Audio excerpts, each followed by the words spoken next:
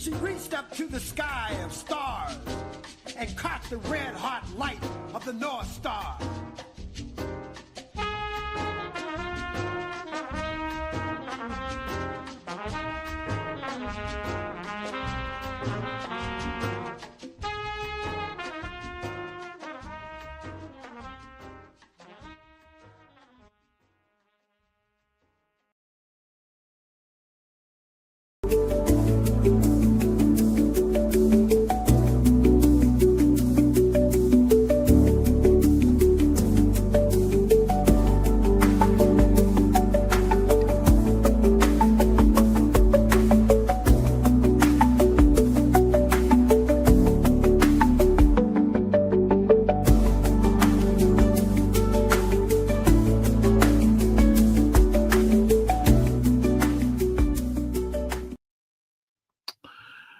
Well, welcome back as always. Let me first say today, black smoke at the Vatican, no Pope today, maybe tomorrow.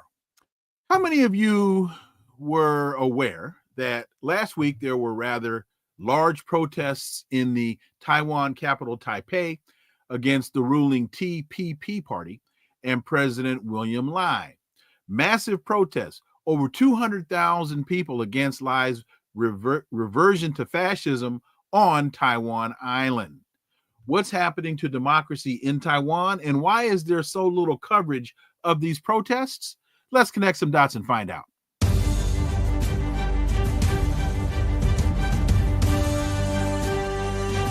Connecting the Dots with Dr. Wilmer Leon, where the analysis of politics, culture, and history converge. Welcome to the Connecting the Dots podcast with Dr. Wilmer Leon, and I am Wilmer Leon. Here's the point. We have a tendency to view current events as though they occur in a vacuum, failing to understand the broader historic context in which most events take place. During each episode, my guests and I have probing, provocative, and in-depth discussions that connect the dots between these events and the broader historic context in which they occur, thus enabling you to better understand and analyze the events that are impacting the global village in which we live.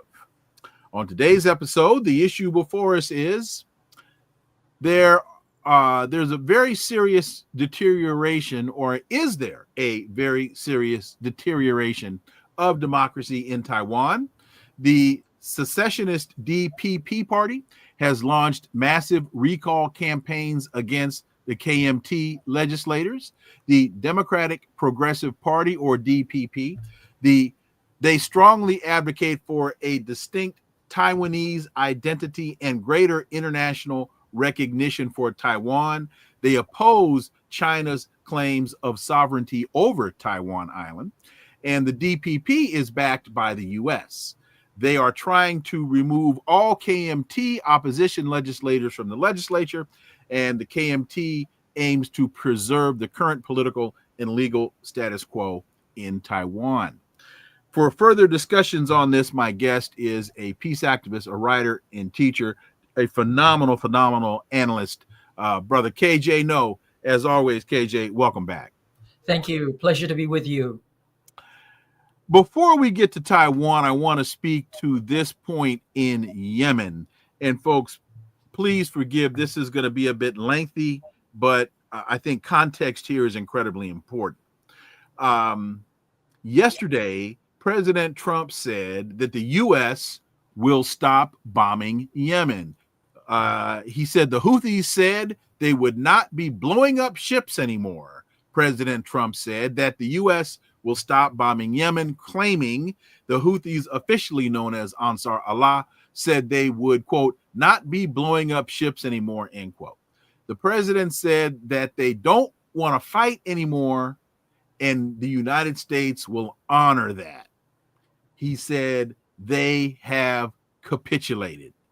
Now, folks, I don't know how much you know about the history of Ansar Allah, but capitulation is not what they do.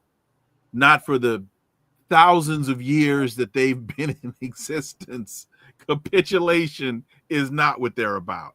So, Mohammed al-Baghdadi, a member of Ansar Allah's political bureau, said in a statement after Trump's announcement that the Houthis will stop attacks on U.S. assets in the region if the U.S. stops bombing Yemen, but vowed operations against Israel will continue until there's a ceasefire in Gaza and an end to the blockade in the Palestinian territory.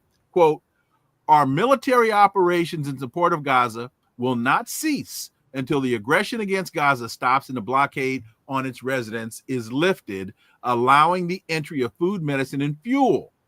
As for our attacks on the U.S., they fall within the context of the right to self-defense. If it halts its attacks on us, we will halt our attacks on it. This position also applies to Britain. Now, 2 more points, and KJ, then I want your analysis. 2 more points. One, I think it was Sunday, Israel failed to intercept a Houthi missile targeting Ben Gurion Airport, showing the limits of U.S. efforts to weaken the group. And a $56 million jet fighter fell off the Harry Truman aircraft carrier after it made a sudden turn to avoid a Houthi attack. KJ, that doesn't sound anything close to capitulation to me. I'm sorry for that long read, but I thought the context was very important. KJ, no. I think it's absolutely important, and I agree with you. It's not capitulation. I would agree. For Ansar Allah, capitulation does not exist in their vocabulary. They're doing the right thing. They're making a moral stand against Israel's genocide against the Palestinians. And they're saying that until Israel stops the genocide against the Palestinians and initiates a ceasefire, they will interdict any traffic going through that region, which they have the capacity to do. As for their, not fighting the United States, it's very clear. They're telling the United States, if you stop bombing us, we'll stop bombing you. And I don't see that as capitulation. Certainly it is not a victory for the United States. I think it's Trump trying to reframe the snatching of victory from the arms of victory as something other than it really is. But certainly, it has nothing to do with the U.S. being successful. If that were the case, then that the U.S. would continue to impose a force of arms until they actually got what they wanted, which was a complete stop of Ansar Allah's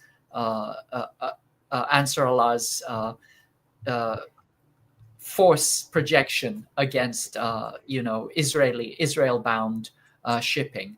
One more thing about the THAAD issue, the bombing of Ben Gurion Airport.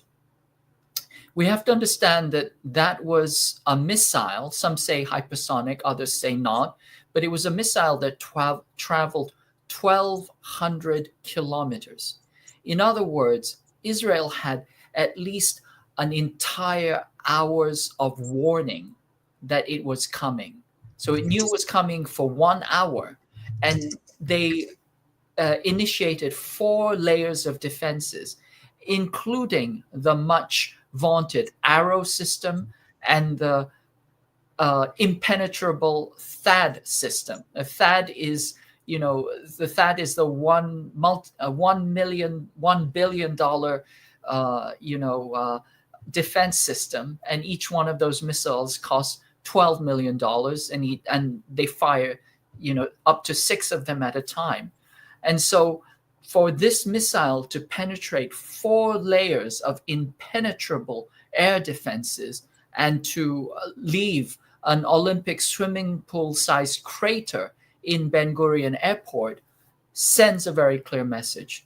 And that message is your days of impunity, the days of Israel's impunity are over. It no longer has overmatch as far as the capacity to rain hell and havoc from a distance. It does not have that standoff capacity anymore. And therefore, Israel's bullying capacity is now seriously curtailed. It has to think twice before it engages in this kind of unilateral violence that it considered itself to have a monopoly on. Elaborate on that a little bit, if you would, please, because I've been talking about this, and a lot of folks, I don't think they really understand the significance of this analysis. That being, well, first of all, to your point about Ansar Allah fighting Abdul Malik al-Houthi, I remember him saying, America, please invade us. We want to fight you. I remember him saying that a while back. Folks, these people don't scare. They don't rattle. They don't run. They're like emergency responders. They run to the battle, not from the battle. But that's not my point. My point is, I have been saying for a while, and I think you've heard me say this a number of times, that we in the West, we don't understand the logic base that Iran is operating on, that Ansar Allah is operating from. Because some people look at this and say, well, the missile didn't strike the airport. They didn't want it to. They could have struck the airport if they wanted to, but they preferred to send a message. They could have struck the Eisenhower, but they chose not to. They wanted to send a message. And I don't think that there are enough of us in the West that understand these folks are operating from a different mindset. And we keep misinterpreting restraint with fear. I certainly think that we are misinterpreting the mindset. The mindset is one of moral authority. That is to say, they're saying that there is a genocide going on, and our moral stance is that we have to do everything possible to prevent it. And that includes sending the message that we are going to stop the shipping to this genocidal state, including the shipping of weapons. And in order to do that, we will interdict any traffic throughout the strait. That is their moral position. And that is not something which is opportunistic, and it's not something which is going to be cowed because, the United States or Israel has made, large rhetorical gestures. So I think, and it's non-negotiable. It is non-negotiable because it is an ethical stand. Mm-hmm. Stop the genocide. You don't negotiate genocide. Oh, you're going to do a little bit of genocide. That's okay with us. No, that's not the position. They want the genocide to stop, and that is non-negotiable. And therefore, it is a deeply profound moral stance that if only the other Gulf states or any of number of quote unquote Western countries were to copy, we would be in a completely different world. The Palestinians would actually have a decent chance of surviving this assault. But the stand of Ansar Allah is a moral one, but as you say, it's also a message to Israel. It's saying that you do not have a monopoly on violence. You do not have impunity. You do not have impunity to do whatever you want without consequence. We are the consequence. We are the message. We are the result that you get when you F around with the lives of millions of people. Just coming back to the F-18s, the U.S. has lost not only one, but two planes right now. One of them we think it was done in an evasive maneuver. They had to move rapidly to get out of the way of a missile, and therefore they dumped, a $50 or $70 million plane into the ocean.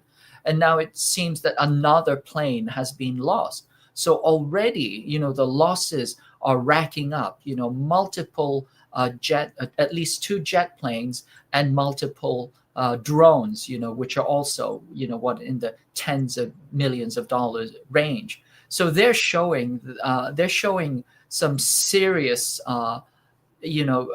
strategic capacity right now. Final point on this, and I think this is incredibly relevant and helps to clarify. People need to understand that the tactics and the objectives of a resistance movement are different than the tactics and objectives of the aggressor. And that takes me to the book People's Army, People's War, General Giap in Vietnam, talking about the tactics of a resistance movement. Absolutely, yes. For those who may not recall, General Giap was the brilliant tactician and general who led Vietnam to victory against the United States. He actually started out fighting the French. He's the general who defeated the French at Dien Bien Phu, forced them out when the French were convinced that they were impregnable and impenetrable at this hill called Dien Bien Phu. He sent them packing, and it was the most humiliating defeat of the French since Waterloo, if not even before then. And that was the end of the French colonization of Vietnam. But the French, instead of going quietly, they turned it over to the United States. And so the United States became the successor colonizing power in Vietnam. And so then General Giap and the Vietnamese, again, had to engage in another 2-decade-long war, which they won. And they won simply as you said, because they were fighting for liberation. They were fighting for their lives. They had nowhere to run to. This was their land. This was their motherland. They had to fight for it. And they fought for 2 decades, and they trounced the United States. This was something that was never supposed to happen. It was inconceivable. Henry Kissinger, as he was carpet bombing Vietnam, he said, "I cannot believe that a fourth-rate power does not have a breaking point." Well, they didn't have a breaking point. The US had a breaking point. It had a breaking point long, many, many times over. But the Vietnamese did not have a breaking point because they were fighting for liberation. They were fighting for their country. They were fighting for dignity, for humanity, for really the cause of Third World liberation itself. And they received tremendous help from the Soviet Union and from China. But ultimately, they were the ones who were able to prevail. The other thing to remember about the Vietnam War, again, it ties to this notion of a resistance movement and the volition or the resolve to win. The American side, the American army, was defecting by the division. Mm-hmm. There were at least 500,000 US GIs who went AWOL. That's 50 divisions of American soldiers who went AWOL. We estimate total, if we count AWOL and everything else, about 100 million troops. 100 million troops went AWOL. 1 million troops went AWOL, which is the equivalent of 100 divisions. There's no way you can fight a war if you lose 100 divisions. That's 50 times the actual casualty loss. And so that's a real war of attrition. That gives a new meaning to the war of attrition. Yes. 1 million troops lost simply to AWOL and resistance, internal resistance. And, the Black Power movement was essential in that resistance. How so? All the Black GIs were fighting the man. It was like what Muhammad Ali said, I'm not going to travel, 5,000 miles to fight somebody who never called me the N-word. My battle is at home Here. right over here.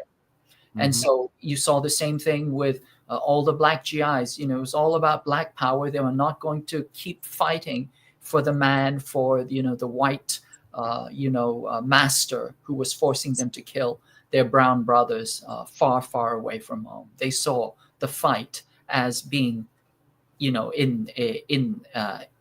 home. And the final point on this, and this is truly the final point on this, the objective of the resistance fighter is to live to fight another day. Absolutely. And so for Hamas, every day that Hamas awakes to the day is a victory for Hamas. That is why that is one of the major reasons and one of the major mistakes that the IDF made, thinking that they could just walk into Gaza and mop this thing up in a couple weeks and they'd have this resolved. And they had no idea the mindset and the mentality, because they're dealing with a resistance movement. They're not dealing with a a peer competitor. They're dealing with a resistance movement, and the objective of the resistance is an entirely different logic base. Absolutely. Wilma, you have always said that, you've quoted oftentimes, it's the resistance fighters. They have the time, the aggressors have the clocks, but the resistance has the time. And it ultimately boils down to that. People who are resisting an invasion, who are resisting, this kind of colonial imposition, they think in terms of years and decades and generations of struggle. They're not thinking about the next quarter or the next 2 weeks. Sorry, just one more example from the Vietnam War. Sure. In 1968, the U.S. decided to come to the table to negotiate peace talks with the North Vietnamese in Paris. These were the beginnings of the Paris peace talks. The U.S. negotiator was Averell Harriman, ambassador at large. So he went to Paris with his entourage, and they booked the best hotel suites at the Hotel Crillon in the center of Paris for 2 weeks. They were going to, live it up. And then they were going to knock out the negotiation, go back home to, hero's fanfare. The North Vietnamese and the National Liberation Front delegations, they went to Paris and they're on a smaller budget. And so what they did was they found a small cottage on the outskirts of Paris, and entire cottage, but a small, modest cottage on the outskirts of Paris, and they took out a lease for 3 years. They understood that this was going to take some time. This just gives you a sense of the different time scales in which these people are thinking. And was it? And some say this is taken out of context. Was it during that period that Ho Chi Minh was asked his opinion of the French Revolution? It was Zhou Enlai. Zhou Enlai. Yes. What's your opinion of the French Revolution? He says it's too early to tell. It's too early to tell. Exactly. We just don't get it, man. This is a master class in three-dimensional chess, and folks are still trying to figure out how to play checkers. So KJ, switching now to Taiwan. Opposition parties, despite controlling Taiwan's legislature, now face organized recall election campaigns initiated by the ruling DPP, the Democratic Progressive Party, and they've been in power since 2016.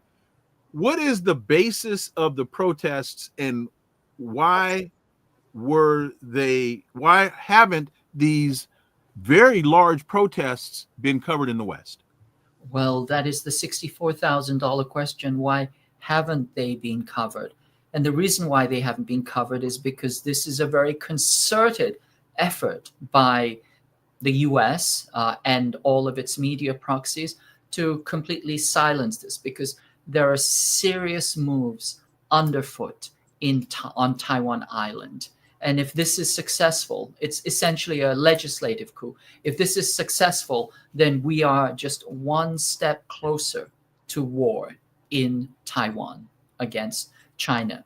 Let me give you the context. The DPP is the US Quisling party. It is the party that is the US proxy on Taiwan Island. And the US project for Taiwan Island is to Ukrainize it, to turn it into the next Ukraine. And it is far along the way already. Of course, we know that Taiwan is part of China, and the US wants to peel it off as a secessionist state in order to provoke a war. This is the plan of Elbridge Colby. He wants to encourage Taiwan to be a trigger to start a war against China, because it's the easiest place. It's like pulling on the tail of the tiger. You know that it is going to rouse. What is the DPP doing right now? Once again, the DPP wants to move towards secession, which will be a certain trigger for war against China. Just as, there is no country that will allow secession, especially secession that will result in that part of the territory becoming a US military base that threatens your entire country. This is the real threat. Just put the shoe on the other foot.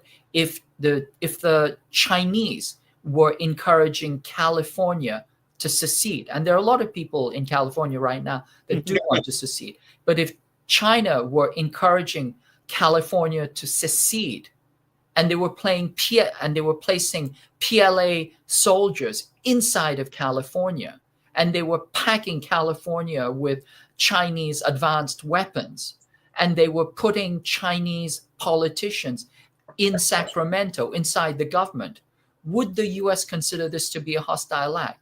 Would this cross some kind of a red line? I think it's pretty obvious that it would.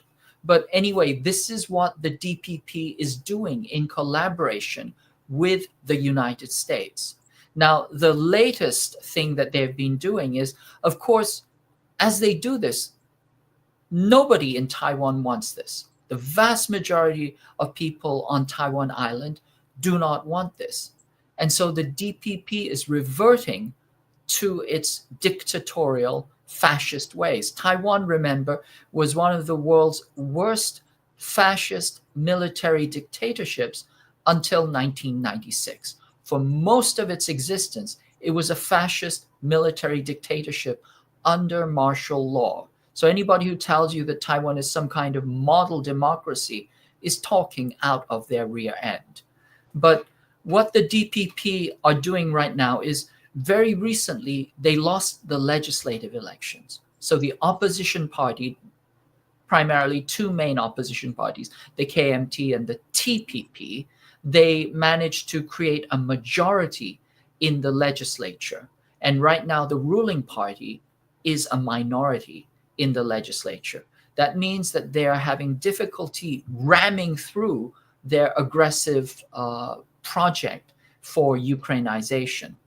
So instead of engaging in normal legislative and political processes for negotiation, the DPP has decided to pull a legislative coup. And what they're going to do is they're going to recall every single one of the opposition party candidates. And at the same time, they're prosecuting all the leaders of the opposition party. Once again, to give you an analogy, let's imagine that the Democrats, having lost the legislature to the Republicans, decided that instead of contesting them fairly, in the next legislative election, they decided that they were going to recall every single Democratic congressperson in a single blow.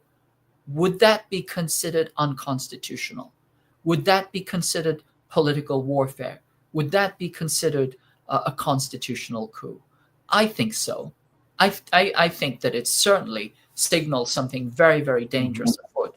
And the fact is, it's much easier to recall a legislator than it is to get elected as a legislator. To get elected as a legislator, almost always you have to win in excess of 50% of the vote, just simply of the nature of the electorate and the regions that are involved.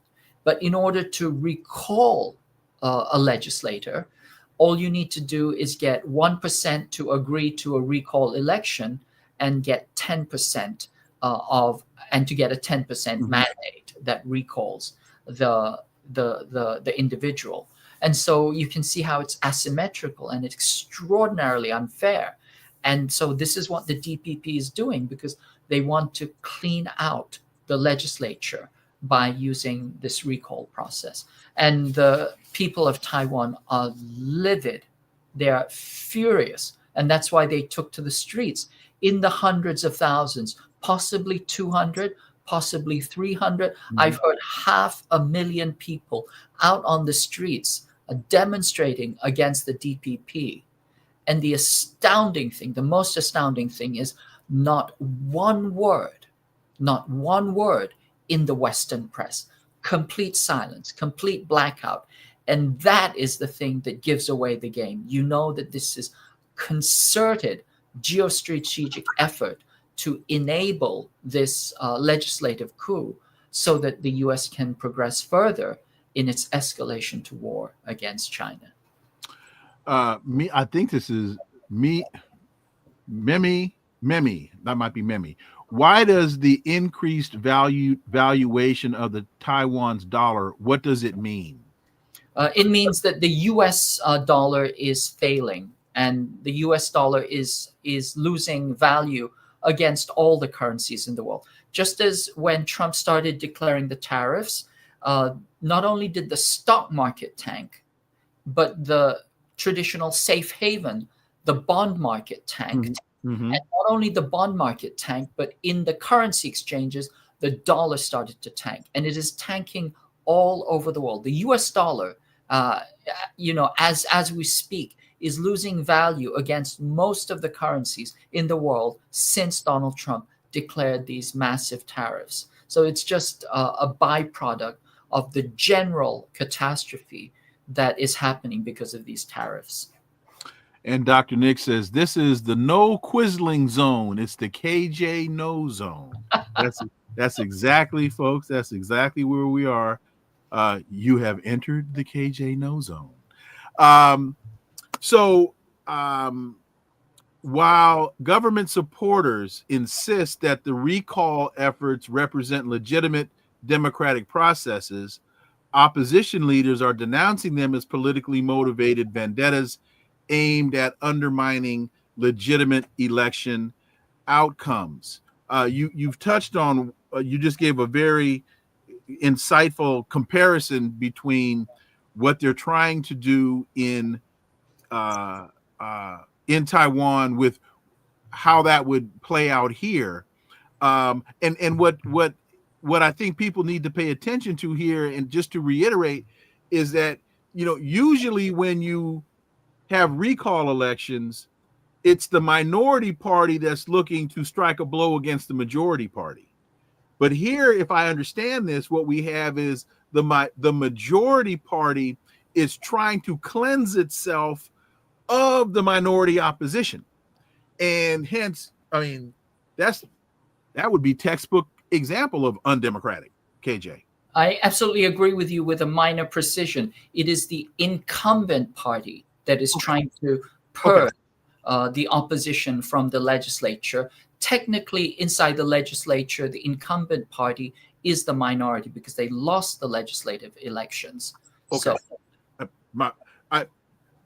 The dynamics of parliamentary procedure as opposed to a duopoly like we have. But with that being said, that I think is still a valid statement. Absolutely, yes, and it is certainly highly irregular. It is the definition of undemocratic. In parliamentary systems, if you wanted, you could dissolve parliament, call a general election, start over again from scratch, and everybody compete on a level playing field. They don't have the gumption. It's technically not a parliamentary system, but they don't even have the gumption to do that. Recalls are usually targeted at specific individuals. You do not recall entire parties. That is just unheard of in the history of any political process. In your opinion, we know the United States involvement here. We know that the United States has been able to place U.S. operatives in the government apparatus. But do you see this particular move, this particular tactic, being a U.S. tactic, or is this an organic Taiwanese tactic? There's nothing organic about anything the DPP does. They are a quisling appendage of the U.S. Government. If you go to Taiwan, there is an organization called the American Institute of Taiwan. It's their de facto embassy. It is 10 acres in size on a tiny, tiny island. The footage of that building, of their actual building, is larger than the White House. It's like going to bloody Versailles or something, on this tiny island which has no space. That building is the de facto American embassy. And you can see that this is the place from which all power comes from. All power arises from the American Institute in Taiwan. Essentially, it is an American protectorate or paracolony. And the DPP are the U.S. quislings. They are the U.S. They're the U.S. puppets that are doing U.S. bidding on Taiwan Island. Their vice president is from New Jersey, Louise Xiao. She's a Jersey girl. She grew up in the bedroom suburbs of New Jersey, New Jersey, So, I mean, that tells you how close they are. Yeah. So nothing they do is organic. It is all artificial and politically directed from Washington. Analysts such as Joanna, is it Lee or Lai? Lai. Analysts such as Johanna Lai are saying that Taiwan continues to move in the direction of delinking from China, provoking China, and showing the U.S. that they will continue to increase their arms build out consistent with the U.S. strategy in the West Pacific. You've talked about this being the Ukrainianization of Taiwan, but talk about the significance of their arms build out and it being consistent with the U.S. strategy in the West Pacific. They're essentially staging the theater for war. This is where the build out is happening. So Taiwan is a key force projection platform. And as we know, when you accelerate, when you prepare for war, you prepare the theater. So Taiwan is the key theater, and it's also the key tripwire or provocation. It's where the U.S. will trigger the war. And then you have an entire encirclement of bases. So you have bases all along the Okinawan chain, including on the islands that are very, very close to Taiwan Island, Yonaguni and everything else in between, and then on Japan. And then Korea is directly being prepared for war. And Japan is also setting up a joint command system. It's very similar to what we have in Korea right now. Remember, the U.S. has direct operational control over all South Korean troops in case of war. They have what's technically called a joint command, which doesn't mean anything. If you have a joint command between a U.S. commander and a Korean commander, guess who's really in charge? Yes. And the same US, thing. Right. And they're setting up, and they've just talked about setting up a joint command in Japan so that the Japanese quote unquote defense forces, like the Israeli defense forces, they're not defense forces, they're defense forces. The Japanese military will have a joint command with the United States. Well, it's not going to be a joint command. It's going to be a U.S. command with a Japanese quisling for the photo ops. And then you also see that the Philippines is being militarized to the max. The Philippines is the choke point by which they hope to choke off all shipping towards China, including its fuel. And that's why that is being militarized, and the entire South China Sea is being prepared as a war zone. So this escalation just goes on and on and on. And it started formally, I mean, it's been starting since 2009, really, with the Obama administration, but it was written into law with TARA, or the Taiwan Enhanced Resiliency Act. And the Taiwan Enhanced Resiliency Act mandated the monitoring and auditing of the Taiwanese military for their battle readiness against China, as if a sovereign state should allow another country to audit its own military. It mandated the transfer of massive amounts of highly specific weaponry in order to wage war against China, asymmetrical weapons for war against China. It mandated the positioning of U.S. troops on Taiwan Island, and as we speak, they are U.S. Green Beret, 3 miles away from the Chinese mainland on Jinmen Island, a part of the archipelagic Taiwan province. The U.S. calls it a permanent rotational presence. Permanent rotational presence is military bullshit for military base. Mm-hmm. So it mandates a military base on Taiwan, and then they also mandate the placing of U.S. officials inside Taiwan's government. Once again, let's put the shoe on the other foot. Can you imagine if the Chinese government, Chinese People's Congress, said that they were going to place Chinese government officials inside of Sacramento in California? What would the result? What would that message be? It would be a message of insanity, or it would very clearly signal that California was not a sovereign state, but a part of China. That's exactly the message of the U.S. state. They've mandated that U.S. officials serve inside Taiwan's government. That has already been set up. So you see this entire process, this process of Ukrainization, of preparation for war, and of control of the government has already been set up.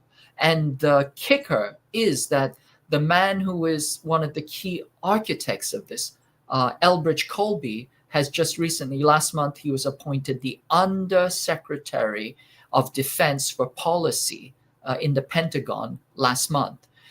Mr. Colby is Mr. Taiwan. He's Mr. Taiwan War. He wrote a book called Strategy of Denial. Essentially, the gist of that book is we have to provoke war with China over Taiwan. When China goes to war over Taiwan, then everybody piles in and we get to destroy China. If you remove all the kind of Ivy League jargon, that's what it all boils down to. But the interesting thing is, if you watch Colby, he tries to present himself as, this erudite national security thinker, that he's really thought things through. Actually, he's just a rabid neocon. He is the grandson of William Colby, right.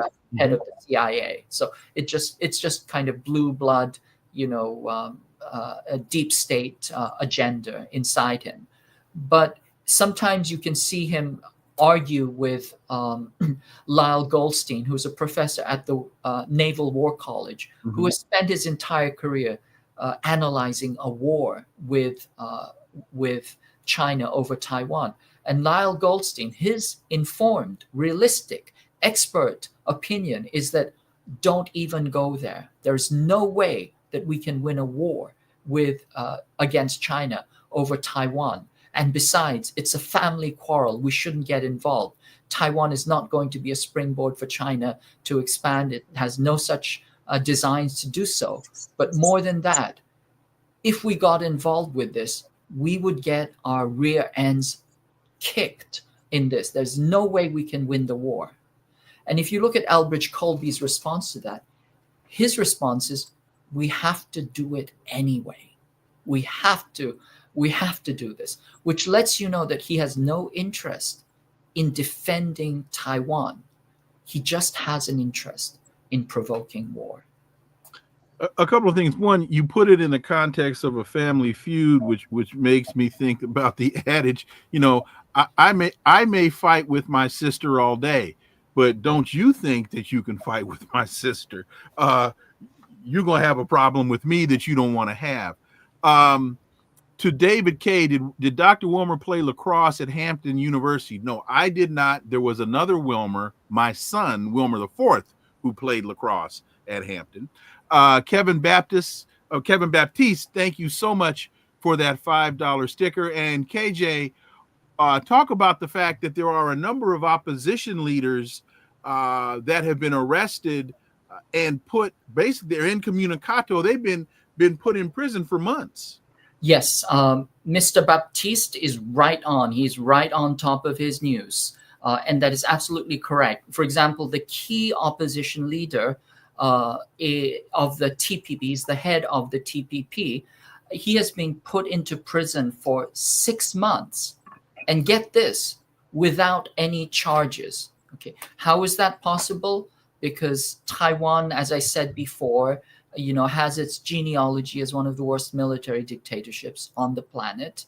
And under Taiwan's laws, you can put somebody in prison without charges for up to 2 months, and then you can renew it, and they're held in isolation. They have no access to lawyers or anything. It's very similar to the Israeli system. And currently, the leader of the opposition party, opposition TPP party, has been held incommunicado in prison for 6 months to date. And they're doing this deliberately. They're going after anybody who opposes them. In particular, they're going after, since they have started this mass recall campaign against their opposition, you also have other people who are saying, well, what's sauce for the goose is sauce for the gander. We can call a recall against you. And anybody who is attempting a recall against the ruling party's candidates is now being thrown in jail right now. So this gives you a sense of what's at stake and how ugly and dirty it is. And once again, anybody who tells you that we are trying to uphold Taiwan because it is a democracy is talking out of their rear end. Peggy Parks Miller, thank you for that $5 super sticker. Greatly appreciate that contribution. Thank you. You're helping to keep us afloat. So there are 2 U.S. bills. Taiwan louds U.S. House bills of support. The presidential office thanked the U.S. House of Representatives for unanimously passing 2 related Taiwan bills. One, the Taiwan Assurance Implementation Act, requires the Department of State to periodically review its guidelines for engagement with Taiwan. And the other is the Taiwan International Solidarity Act, which clarifies that UN Resolution 2758 does not address the issue of the representation of Taiwan or its people in the UN. How significant are those 2 bills? And I believe they were bipartisan in support, which to me gives an evidence of really how closely tied these 2 parties are, for as much as folks in the Democratic Party want to run around now and scream about Donald Trump, and rightfully so. But in so many other areas, they are as complicit in the imperialism as everybody else. Oh, and KJ, one other point. Can you do me a favor and stop putting foreign agents in Sacramento? With me being from Sacramento, man, I take exception. You keep trying to put foreign agents on K Street in Sacramento. So if you could cease and desist doing that, I'd greatly appreciate it. Will do. Yes. Yeah. But anyway, coming back to the Democrats and the Republicans, it's as our good friend in London says, they are 2 butt cheeks of the same rear end. There's very little to distinguish between them when it comes to foreign policy. Certainly, foreign policy against China, they are singing from the same choir, from the same chorus book. Mhm. So all of these acts, all of this legislation, and we have to understand that every year in the U.S. Congress there are somewhere between 1,000 to 2,000 anti-China bills passed proposed every single year. It's like our Congress has nothing better to do than to pass 2 or 3 bills against China every single day. It just kind of blows the mind. But anyway, this is just more of the same. And yes, it is significant because it signifies, as you point out, the uniparty, the duopoly's consensus on escalation to war.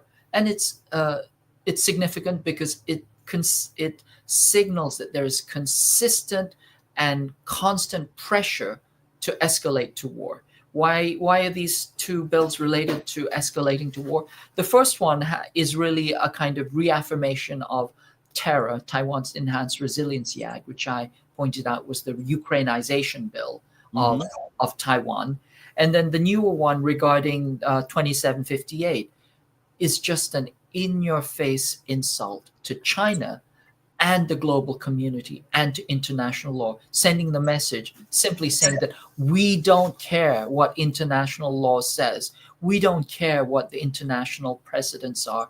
We are simply going to push forth with this notion that Taiwan should secede. Let me give you the context. The bill 2758 in the United Nations was the bill in 1971 that stripped the Taiwan authorities of their seat at the UN and the Security Council and placed China as the legitimate government of a unified China. So that was a message to the world, and it was an official recognition inside the UN, which is the body that legislates and recognizes countries and sets international law. It was a recognition that there is only one China, and the People's Republic of China is the legitimate government of China.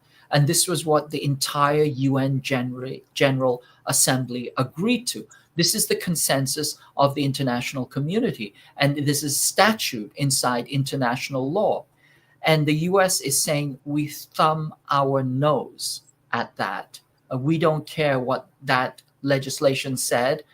We simply want to assert that Taiwan is its own thing, and that we're going to continue to assert Taiwan's, continued independence. I put independence in scare quotes because what they refer to as independence is the independence of a streetwalker from their pimp. Essentially, Taiwan is the US's US is Taiwan's pimp, and any notion that Taiwan is going to has or is going to have any independence after secession is a complete fiction.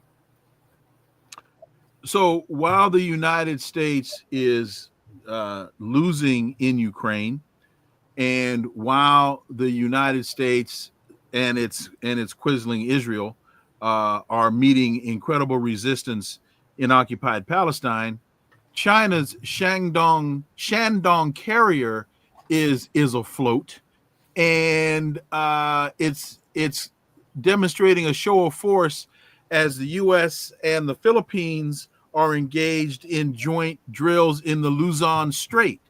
And for those who may not be quite up on their geography, the Luzon Strait is between the island of Taiwan and the Philippines.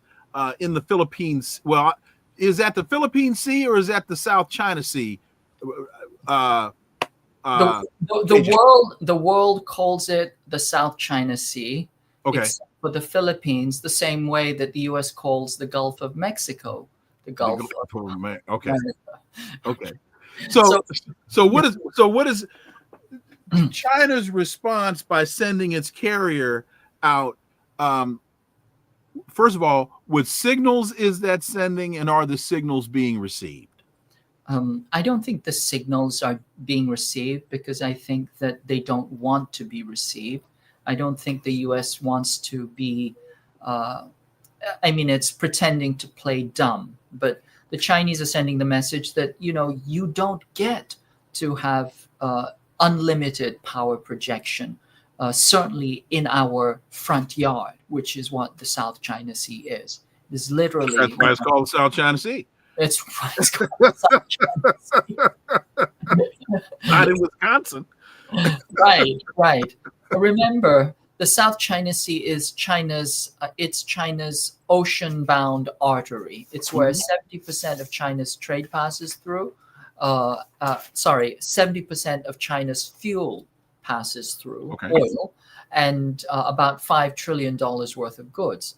The U.S. plan, among other plans, is to create a kinetic war that would choke off all trade transiting towards China in the South China Sea. It's a key bottleneck. And by choking off that choke point with kinetic war involving the Philippines, they estimate, according to RAND, that China's economy would be reduced by 25 to 35%. Okay, that's in comparison, say, for example, to the effect of the trade war, which if the US were to have a complete trade embargo with China, perhaps it might affect China's GDP by 0.5%. They expect a war in the South China Sea to diminish China's GDP by 25 to 35%. So that's significant. And according to RAND, this would be enough to tip China over and destroy it. So that is the larger context of these military exercises. This is Balikatan happening in the Luzon Strait in the South China Sea. U.S. is doing these kinds of exercises all the time. Every single, every other week, it's some new exercise. It's a form of gunboat diplomacy. It's threatening China, intimidating China, but it's also a way of continually driving into the paint and seeing if they can draw a foul, seeing if they provoke China to do something.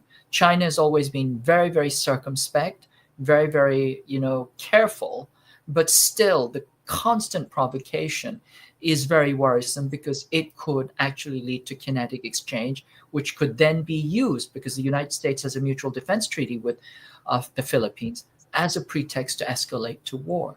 And so already we have the possibility of war on Taiwan Island. We have the possibility of war in the South China Sea.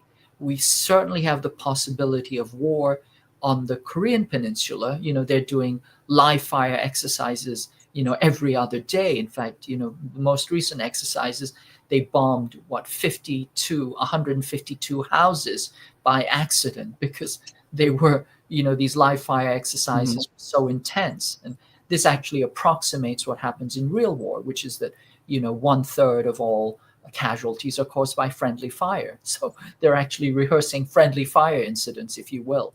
But there's an escalation all over the Pacific, Korea, Japan, Okinawa, Taiwan, Philippines. It's all being prepared for war, and it's constantly escalating. And it's inside this context that we have to worry about, what is the U.S. thinking? Do they have their heads screwed on straight? Do they think that they can actually, start a war and win it? Well, I mean, clearly all this preparation they're doing signals that they think they can. They think they're confident. It's the confidence of the average, it's the 6% of Americans in the United States who think they can beat a grizzly bear with their bare hands, right? The polls show that 6% of Americans think that they can beat a grizzly bear in hand-to-hand combat. Oh, just punch it in its nose.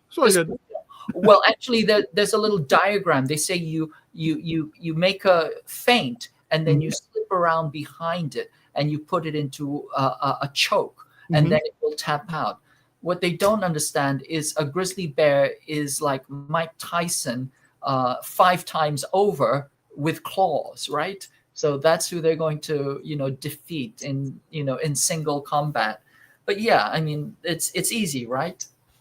And the first thing, from what I understand, in all seriousness, that a bear will do is crush your skull. Yes. It chomps on your head and it crushes your skull. Or if it swipes you, if it swipes you, it will crush in the bones. Whereas Mike Tyson will bite your ear a grizzly bear will crush your skull. Do you have just a couple more minutes, or do you have to Yes, go? I do. Yeah, Okay. I do. I wanted to make a few more comments. Oh, please do. One of the things which is really important to notice is that India and Pakistan have just engaged in Yes. kinetic warfare. One of the things that has been demonstrated very rapidly is that Pakistan has been using Chinese fighter jets, and India has been using European fighters, and they have already shot them down. So Mhm. it shows that there is a significant firepower advantage on the Pakistani side using Chinese armaments. We have seen the same thing in the Ukraine, where once again Russian technology, Russian armaments, and Russian operational tactics have been shown to be superior. And then we're also seeing that Ansar Allah is able to defend itself against U.S. Hardware, and most notably drones. They've shot scores of them down, and at the same time that they have the capacity to penetrate the best of U.S. anti-aircraft systems, including the THAAD. And so I think this also has to be taken into consideration, that as far as the hardware and the technology is concerned, the U.S. is not simply losing engagements, but it's losing the technological battle as well. Now, what does that signal? Well, it should signal to the United States that maybe it needs to back off. It needs to rethink all of this military adventurism. But I'm afraid that it is going to get the wrong message, and that it simply wants to escalate even further. It's the gambler's fallacy, just the sunk cost fallacy. You just escalate further.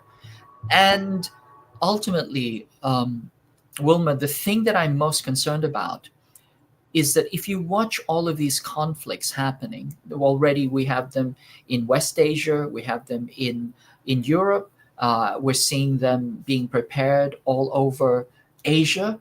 Mm-hmm. I think that we could make the argument that we are already in World War III.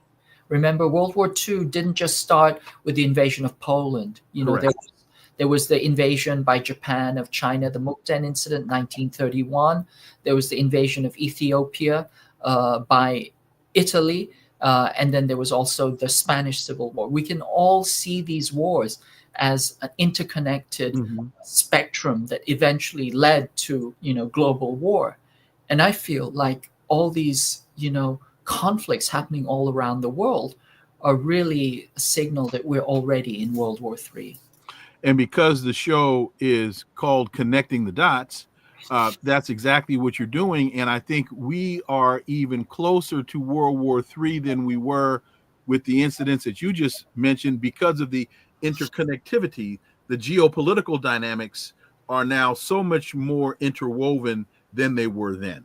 And to that point, when you said that Pakistan is using Chinese jets, that then just made me scratch my head and say, well, wait a minute, because it was maybe a year and a half ago, people were talking about this, because China and Pakistan share a border, that there were these issues, disagreements between China and Pakistan. So if Pakistan is buying Chinese military technology, that says to me that some of those issues, if they haven't been resolved, they've been put on the back burner to deal with other larger issues.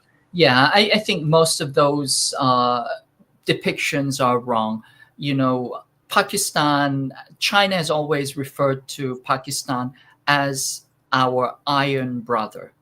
Probably of many, many countries, Pakistan is one of the most closest allied with China, despite the U.S. attempt to instigate coups against it. I still think that Pakistan is very, very strongly allied with China. And remember, when the U.S. first opened relations with China, there were no flights going to China from the United States.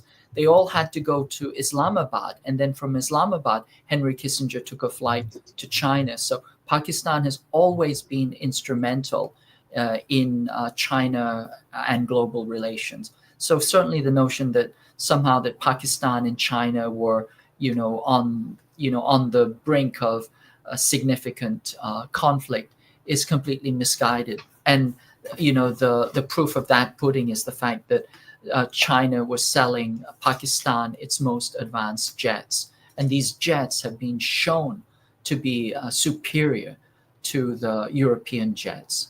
Is Russia supplying weaponry to India? That I would have to do some research on. Okay. It's very possible, but certainly in this situation, it's the French Rafale and the EU jets that have been shot down by Pakistani Chinese jets.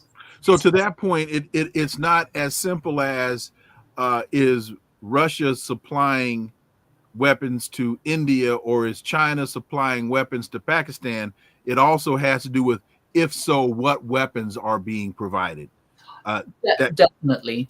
And remember, these provisions happened before the war, actually broke out. I mean, It's not yet a war, but the Pakistani government has said that this recent attack by India, which has killed 26 Pakistani, is an act of war, and they've withdrawn, diplomatic relations from each other. So once again, as I say, we're on the brink of world war. Certainly, it looks like there's a war possible between India and Pakistan, although there was no proof that the incident that caused it to happen in Kashmir was that the Pakistani government had anything to do with that. But India is using that as a pretext to escalate. And of course, now having lost their jets, it's going to be very, very humiliating for India to back down. So at the current moment, there may be 6 fighter jets have been Indian fighter jets that have been shut down, and they seem to have been using Chinese PL-15 air-to-air missiles. And so once again, that shows that the superiority of Chinese armaments. KJ, can you talk just briefly about the presentation that you gave last Sunday at the Manifesto Group with Dr. Desai? Oh yes, absolutely. So this was for the 50th anniversary of the liberation of Saigon and the reunification of Vietnam.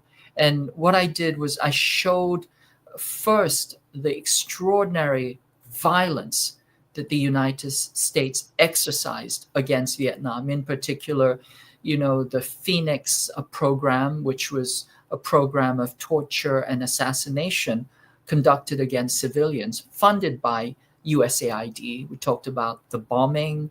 We talked about, the massive use of napalm, the use that was so intense that the fighter pilots would, they would drop the napalm and there would be so many people singed, scorched, burnt to death, that the stench of burning human flesh would reach up to the bombers, and the bomber pilots and crew would all vomit, from the stench of burning human flesh. It's such an extraordinary genocidal project that the United States had against Vietnam.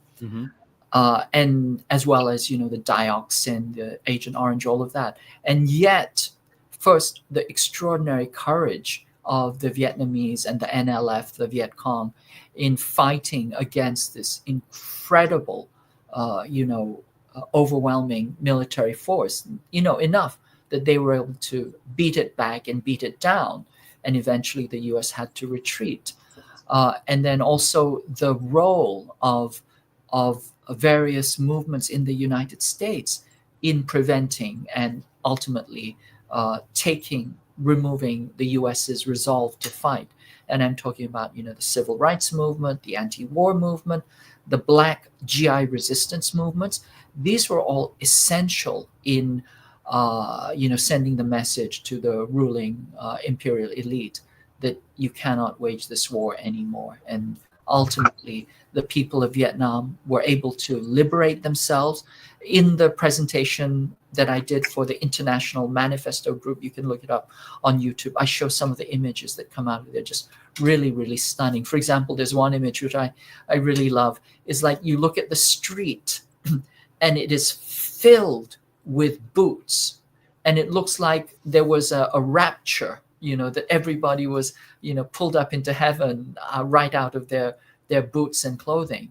But what it is, it's in the final moments before Saigon was liberated.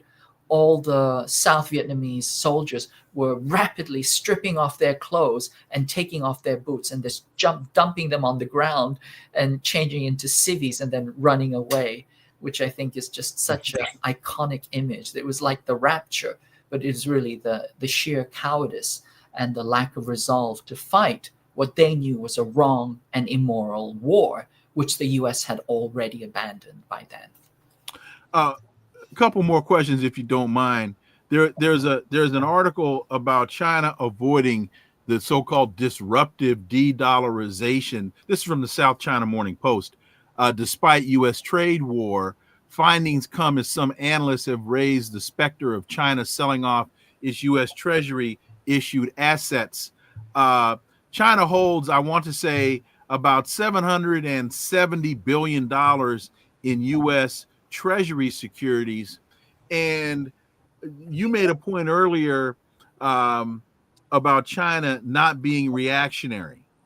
And I think what really doesn't come through in this piece is, well, China would not just start de-dollarization, because that would then lower the value of the securities that it holds.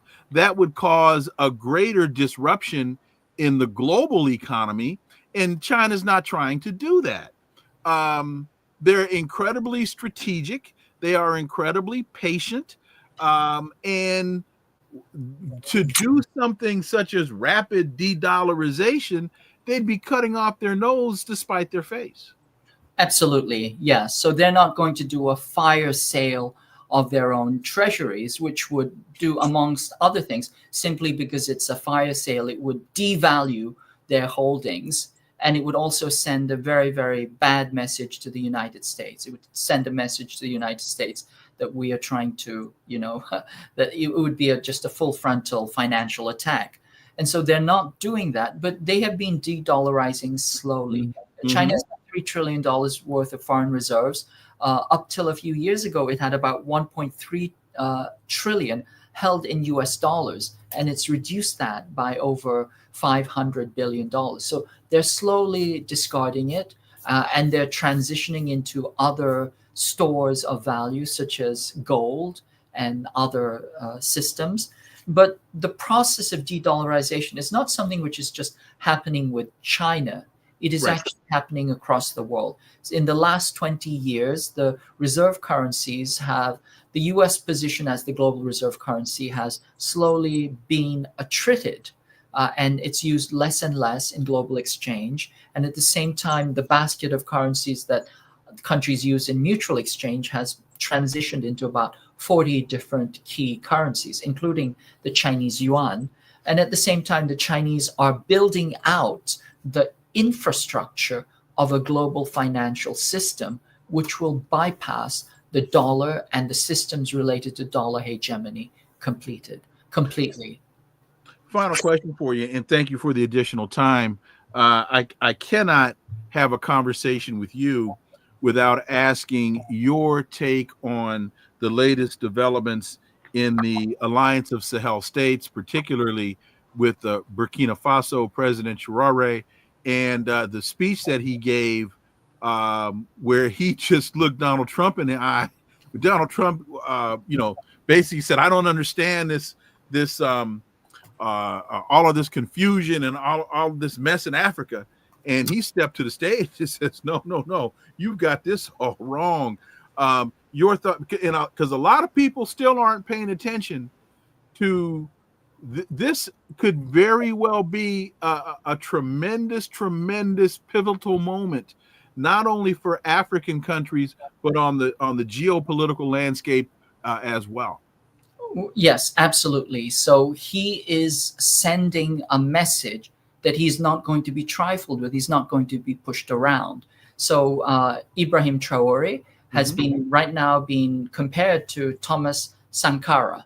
Right. Yes, and so he is considered, the epitome of anti-imperialist resistance and pan-African solidarity. He is standing forth and putting the strong message of that, and he's also getting strong support from Russia, and not to mention the vast support of his people and of youth around the world. So I think this is a very, very strong message. And it also signals that the United States has no idea. Certainly, President Trump has no idea. I mean, he probably couldn't find Burkina Faso on a map. But I think on a map of Burkina Faso. Exactly. But, he's a powerful leader and a powerful orator. And I think that among the African youth, I think that he is really a symbol of anti-imperial resistance. Whether that will be translated into, institutional measures, that is a much longer, harder, road to hoe. But I think just from the sheer messaging and the sheer power of the symbolism, I think it sends a strong message to Washington that the U.S. is no longer going to be kicking Burkina Faso around. France is not going to be having its way with Africa, and certainly not with Burkina Faso, and that the liberation of the global South is on its way and proceeding apace. And also that it's important to understand that this is reverberating throughout the African continent. It is sending such a strong message to other leaders. It is empowering so many other people. This, I think, is what is really, really frightening the United States, hence General Langley calling for President Traore to be arrested.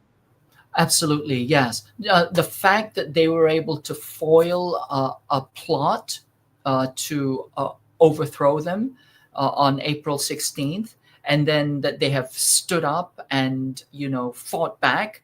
I think that it's the situation where somebody fights back against the bully, and then people realize that the bully is not so strong after all.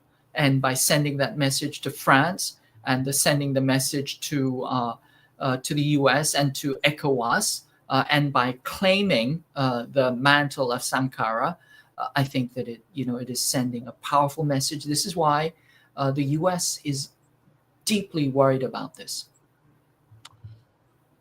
Well, as always, Brother KJ No, thank you so much for your time, giving us more time than originally asked.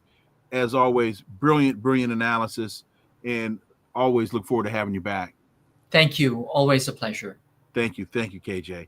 Folks, thank you all so much for listening to the Connecting the Dots podcast with me, Dr. Wilmer Leon. Stay tuned. New episode tomorrow. Still got to figure out who my guest is going to be. But please follow, subscribe. For those of you that are watching on other platforms, please subscribe on the YouTube platform.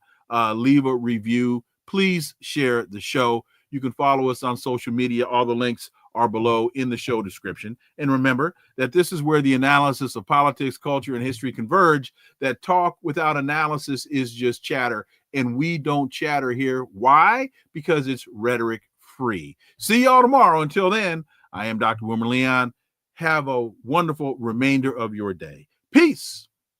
I'm out.